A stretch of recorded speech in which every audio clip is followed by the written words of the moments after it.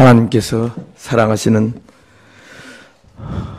개신교 종교개혁을 철저하게 구현하기 위하여서 사제주의적인 종교를 끝내고 모든 하나님의 백성들이 하나님과 교통하는 그런 이상을 실현하는 우리 세계교회공동체에 와서 말씀을 대안하게 돼서 감사하게 생각합니다.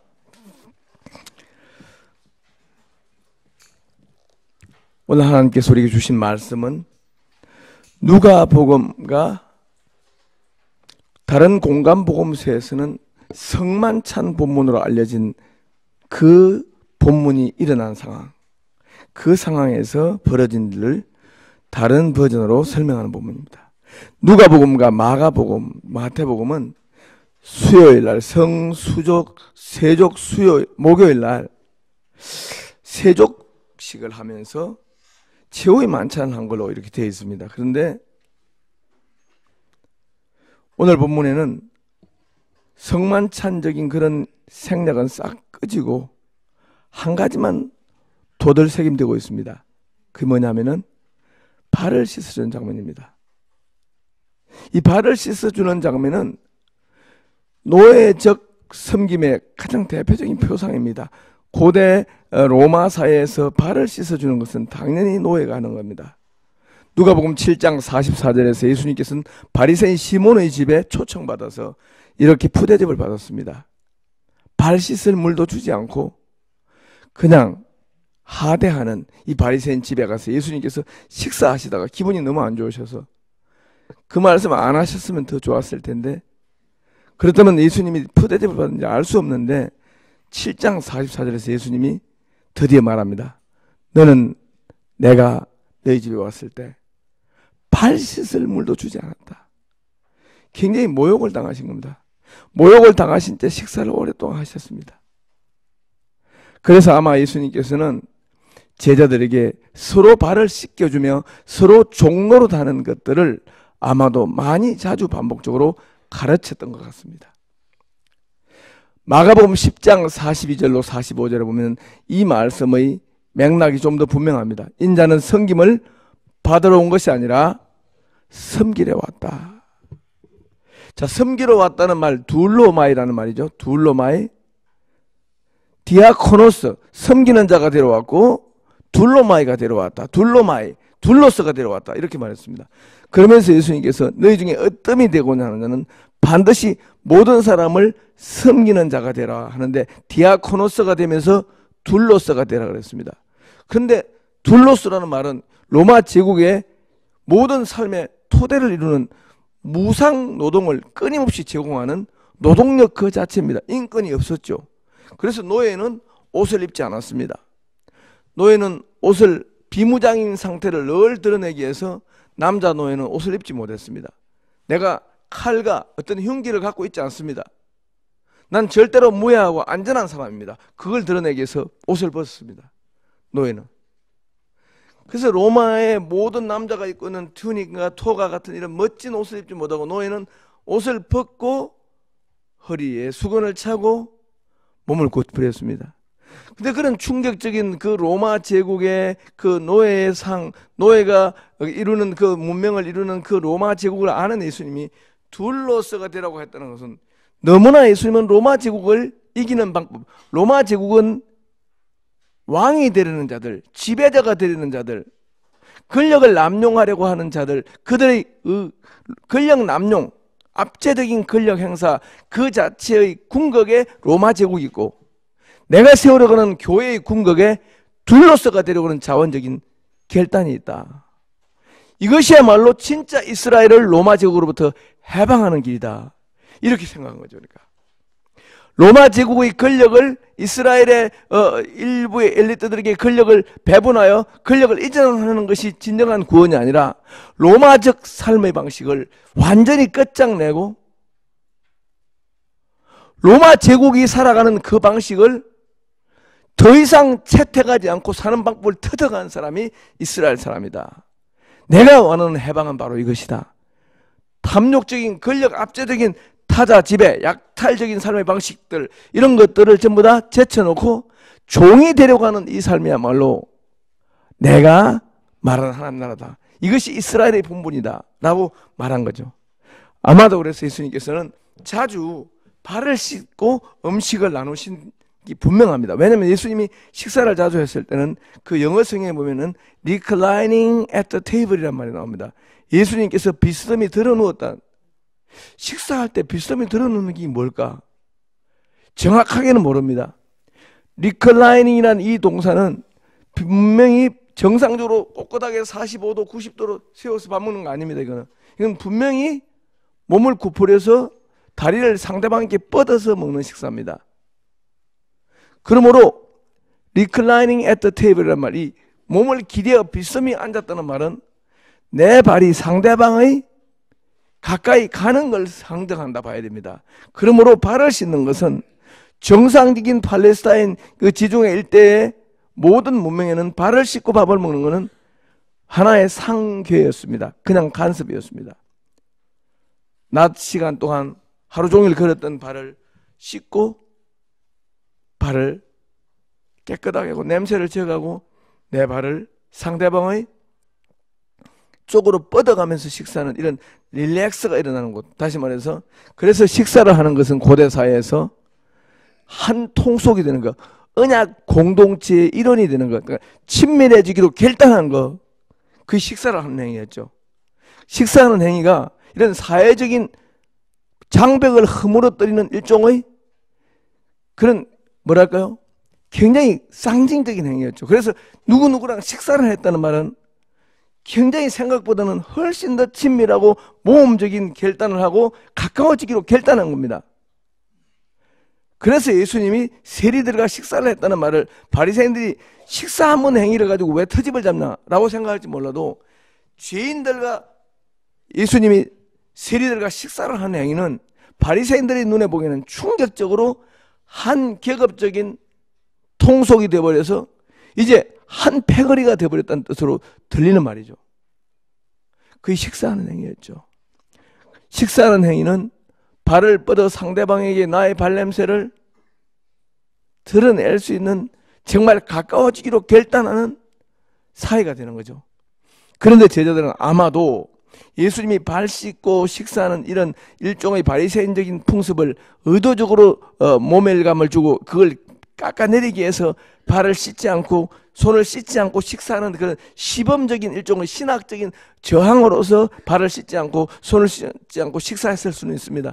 근데 대부분은 예수님도 발을 씻고 손을 씻고 식사를 했으리라고 기대가 됩니다. 그걸 어떻게 할 수 있냐면은 내가 나에게 발 씻을 물도 주지 않았다. 내가 유대인의 일반적인 시민 교양으로 가득 찬 내가 발 씻지 않고 밥 먹어도 되는 정도로 알았느냐? 그렇지 않다. 나는 발을 씻고 식사하는 교양인이다. 그러므로 너는 나에게 마땅히 발 씻을 물을 줬어야 했는데 이 이름난 소문이 매우 좋지 않은 평판 나쁜 이 여자는 네가 씻지 않은 내 발, 부르튼 내 발에 향유를 붓고 씻어 주었다. 머리털로. 이거는 그냥 단순한 해프닝이 아니다. 이런 식으로 말합니다. 그러니까 예수님이 발을 씻었습니다. 그런데 왜 발을 씻지 않고 식사를 했을까? 이건 굉장히 지금 중요합니다. 예수님께서 왜 마지막에 예수님이 이제 오늘 목요일 밤 지나면 금요일 새벽에 닭 3번 울기 전에 붙잡힐 그런 시간인데 왜 예수님은 마지막까지 제자들에게 당신이 전파했던 하나님 나라의 근본을 가르치는 데 실패하고 있는가? 기독교가 우리에게 근본적으로 바로 전달되어 있는지는 끊임없이 의심을 해봐야 됩니다.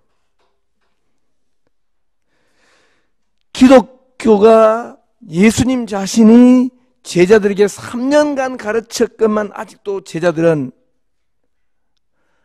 서로 섬겨주지 않고 서로 돌봐주지 않고 서로 사랑하지 않는 이런 무자비한 냉혹감으로 경직되어 있는 이 상태가 3년간 교육을 했는데도 이 상태라는 말은 예수님도 몹시도 이 기독교의 근본을 전파할 때 고생이 심했다는 겁니다. 이건 기독교 진리는 매우 우리에게 습득되기 매우 어려운 것이고 정상적인 이성을 가진 사람에게 기독교는 매우 외생적이고 낯선 것이었고 이거는 용납이 안 되는 그 무엇이기 때문에 이렇다고 봐야 됩니다. 사실은. 그래서 자크 엘룰 같은 사람들도 기독교는 우리 인간의 본성에 맞지 않는 그 무엇이다.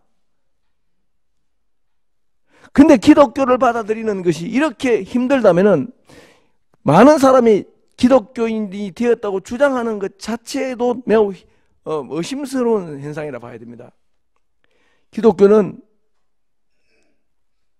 로마 제국적인 삶의 방식을 궁극적으로 초국하고 부정하고 이겨내는 방식입니다. 그게 바로 뭐냐면은 섬기는 삶입니다. 그런데 이 말마저도 제가 얼마나 지금 이해를 하고 있는지 저도 모르겠습니다. 왜냐하면 이 깊기는 깊은데 이 정도가 어느 정도까지 깊은지를 제가 감지를 못하겠습니다. 왜냐하면 좋은 기독교인 사이에 저도 많이 있어 보지 못했기 때문입니다. 좋은 기독교, 이런 신적 경지까지 가는 좋은 기독교인 사이에 우리가 만일에 살았다면 기독교를 식사하듯이 섭취할 수 있는데 신학 서적을 가지고 기독교를 알려고 하니까 굉장히 어려운 거다 할 수 있습니다.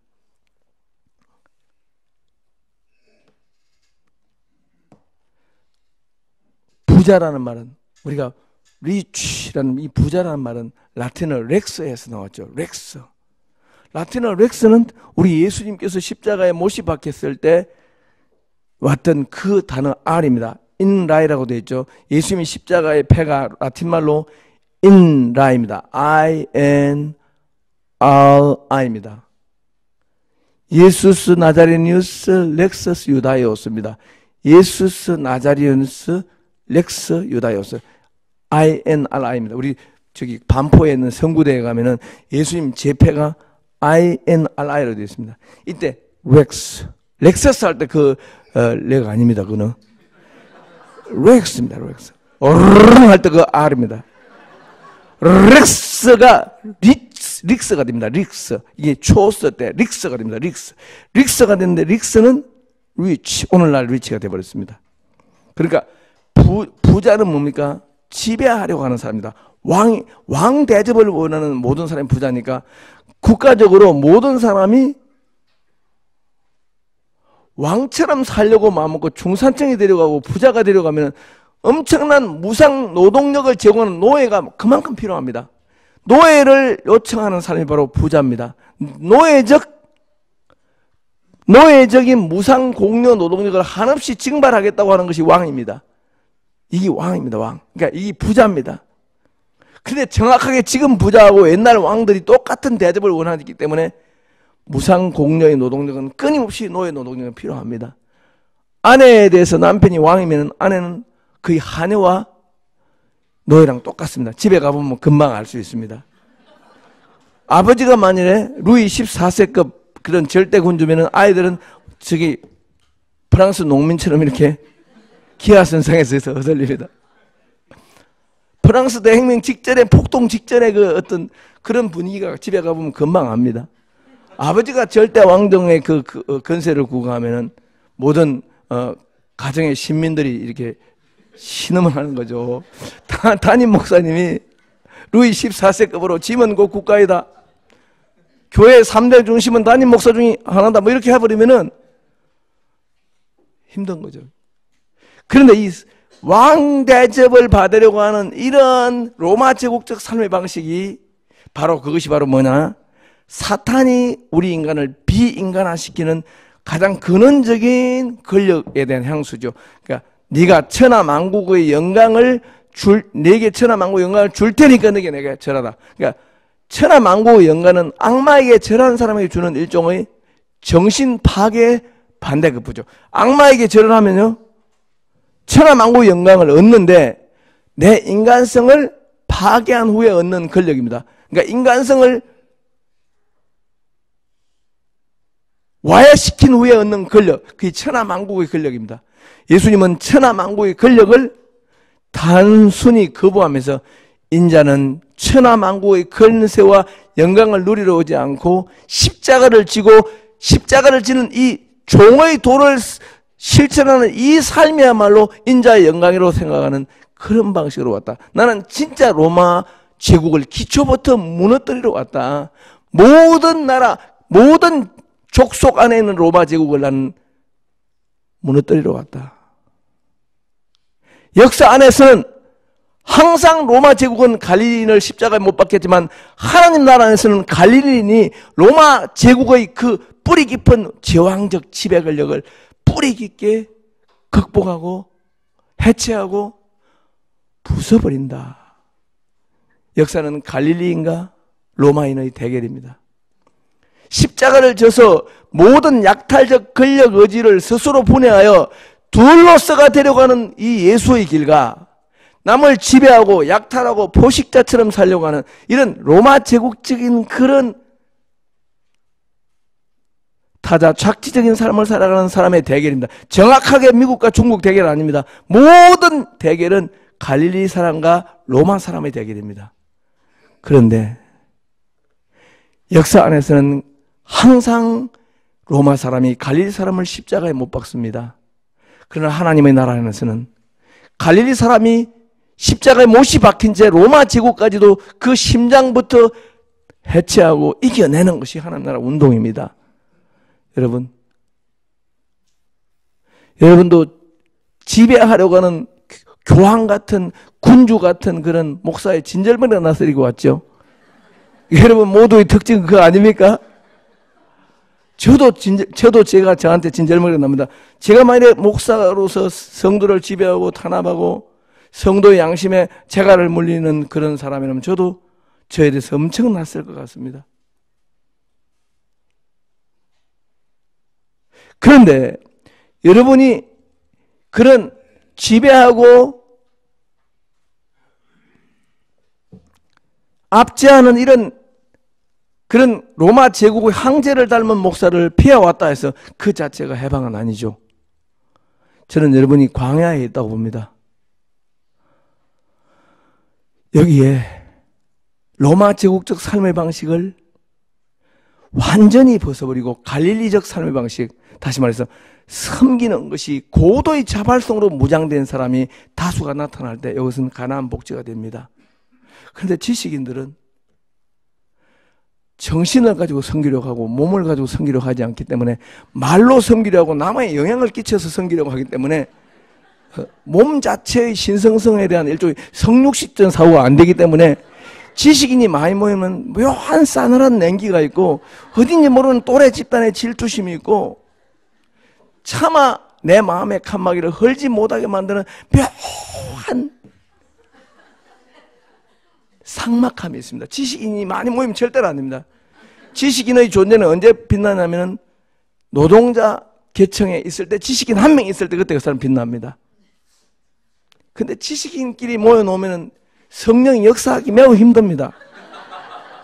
실제로 묘한 싸늘함과 그 묘한 적막감과 그 속마음을 털어놓지 못하는 그 솔직하지 못함과 그리고 자기를 다 공개하지 못하는 그런 어떤 차일 너머에 있는 자아와 이 페르소나를 쓰고 행동하는 이것이 몸에 배어있기 때문에, 그리고 내가 또라이가 되고 망가지는 것에 대한 극단의 두려움이 있기 때문에 장기자랑도 안 됩니다. 여기는 송혜가 사회 보는 그런 가요 무대도 안 되고 여기는. 그래서 여러분 재미가 없습니다. 지식인들이 많이 모이면. 정확하게 요만큼 되는 교인이 지금 제가 섬기는 교회입니다. 딱 150명이 우리도 교인도. 근데 대부분이 지식인들입니다. 제가 망가져야 망가지고 아무도 스스로 망가지지는 않습니다. 전부 다 우리도 변호사고 교수고 다 그렇기 때문에 묘하게 성령이 도무지 역사를 해주시지 않습니다.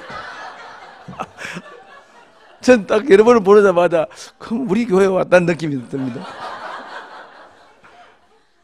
근데 제가 옛날에 처음 목회했을 때는 우리 여성도 중에서 저랑 핵심적으로 일했던 14명의 성도 중에서 여성도 중에 2명만 대학을 나오고 전부 고졸 출신이었습니다. 제가 고양시 덕양구에서 목회 처음 시작할 때는 그때는 정말 40km마다 하지 않고 새벽 기도를 오는 사람들로 가득 찼습니다. 정말 뜨거웠습니다. 정말로 매 순간 은혜였습니다. 지금 제가 섬기는 교회는 그 그때 그 향수가 일어날 뿐 아직까지는 안 됩니다. 아, 이거 많이 아니다. 툰드라 북극은 아니지만, 그래서 노르웨이적인 한대다. 이건 한랭 기운이 있다. 이렇게 느낍니다. 그게 왜냐면 섬기는 사람이 너무 적어서 그렇습니다. 섬긴다는 말은 뭡니까? 김장 한번 담으러 오는 게 아닙니다. 위협적이지 않은 존재입니다. 섬긴다는 말은 뭐죠? less threatening, 덜 위협적. 근데 너무 똑똑하면 매우 위협적입니다. 모든 걸 많이 알면 매우 위협적입니다. 그리고 돈이 너무 많으면 위협적입니다. 그리고 아파트가 세 채면 위협적입니다. 그리고 너무 잘생기면 위협적입니다. 이 모든 게 여러분 모르는데 너무 똑똑한 사람이 얼마나 덜 똑똑한 사람을 위협하는지를 여러분 알아야 됩니다. 그 존재 자체, 똑똑한 그 자체가 악입니다, 벌써. 그래서 우리가 여기 이제 와서 신분을 속일 수는 없는 것이고, 정말 똑똑한 사람은 하루 종일 금식 기도하면서 바보처럼 보이도록 기도해야 됩니다. 정말 돈이 많은 사람들은 내가 정말 가난한 사람처럼 그렇게 일순간 되어야만이 섬김이 가능합니다. 여러분, 섬김은 몸을 구부리는 것이고 상대방의 발냄새를 듣고도 당혹하지 않은 겁니다. 저 사람 이런 냄새를 가졌네? 고약한데? 하면서 가십을 하고 SNS에 올리고 이렇게 하는 것, 그게 아니라 내가 고해 성사를 받은 신부처럼 이런 아픔이 있었구나 하면서 내가 듣지 못한 사람처럼 행동해 주는 거. 그 사람의 모든 스캔들을 내가 알았지만 그 스캔들을 나는 다 알고 있다. All knowing, all searching God이 아니라 나는 처음 들었다는 것처럼. 그래서 이 필리핀에 한 소녀가 하나님과 대화한다는 계속 신비 체험을 합니다.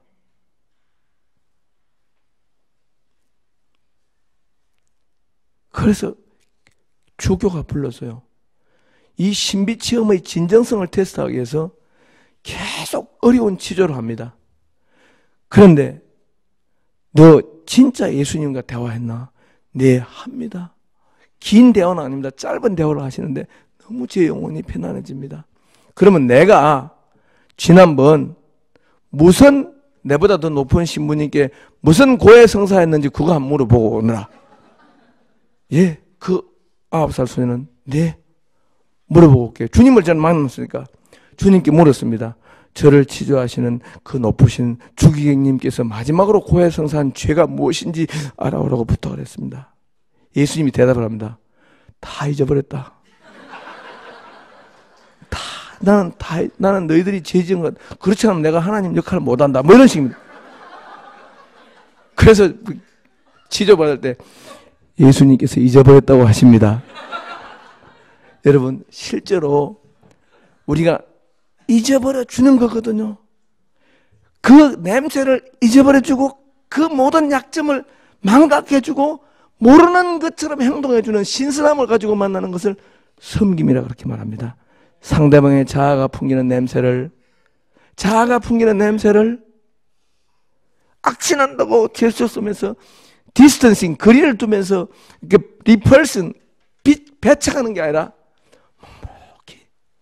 이렇게 살기 위해서 장모님 그 L그룹 비자금 관리한다고 얼마나 속을 상했습니까? 장로님 룸살롱에도 4번 가셨죠.